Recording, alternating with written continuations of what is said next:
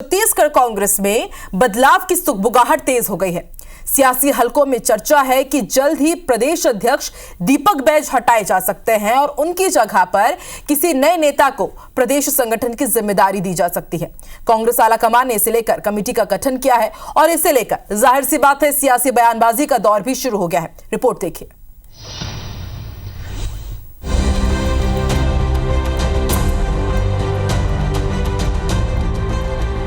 पहले विधानसभा और फिर लोकसभा चुनाव में मिली करारी हार के बाद छत्तीसगढ़ कांग्रेस संगठन में मचा हाहाकार थमने का नाम नहीं ले रहा है। राधिका खेड़ा की ओर से खड़ा किया बखेड़ा थमने के बाद कांग्रेस के नेताओं ने सांस ही ली थी कि प्रदेश संगठन में बड़े बदलाव की सुगबुगाहट ने एक बार फिर उनकी नींदें उड़ा दी हैं। सियासी गलियारों में चर्चाएं हैं कि जल्द ही प्रदेश में पीसीसी चीफ का नया चेहरा देखने को मिल सकता है।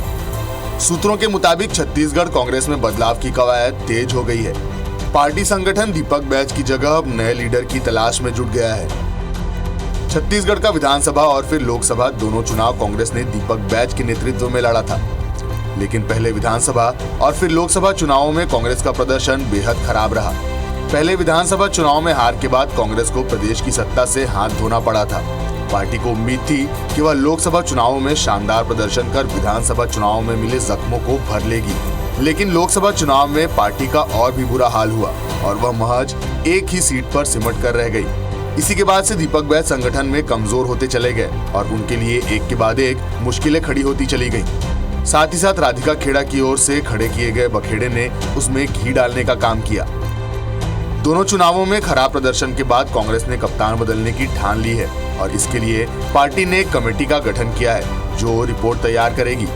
हालांकि कांग्रेस प्रवक्ता सूबे के संगठन में बदलाव की सुगबुगाहट को अफवाह बता रहे हैं। कांग्रेस संगठन में चल रही सुगबुगाहट पर मंत्री रामविचार नेताम ने चुटकी लेते हुए कहा कि कांग्रेस के अंदर वर्चस्व की लड़ाई चल रही है, यह कौन कर रहा है सबको दिख रहा। कृषि मंत्री रामविचार नेताम ने कांग्रेस पर आदिवासियों की उपेक्षा का आरोप मढ़ दिया, तो नेताम के आरोप पर पूर्व शिक्षा मंत्री प्रेमसाय सिंह टेकाम ने भी पलटवार किया है। इसके लिए पार्टी ने फैक्ट फाइंडिंग कमेटी बनाई है, लेकिन अभी ये सारी अफवाहें हैं कि प्रदेश अध्यक्ष बदला जा रहा है, प्रभारी बदला जा रहा है।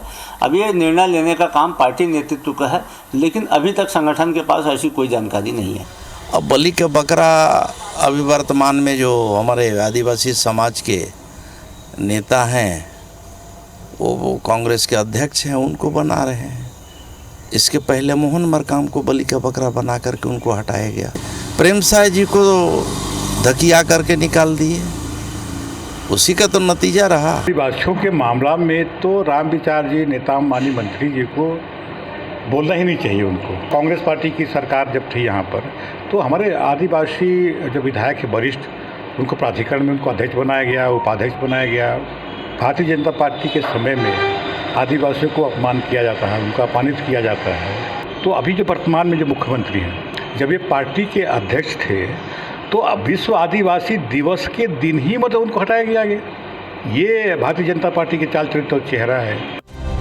लेकिन लगातार मिल रही हार के बीच छत्तीसगढ़ कांग्रेस संगठन में फेरबदल की अटकलों ने मानसून के सीजन में बदलाव के बादल मंडराने लगे हैं। अब नजरें पार्टी आलाकमान पर हैं। देखना यह होगा कि खुद को साबित करने के लिए बैज को मिलेगा एक और मौका या फिर प्रदेश संगठन को मिलता है एक नया नेता।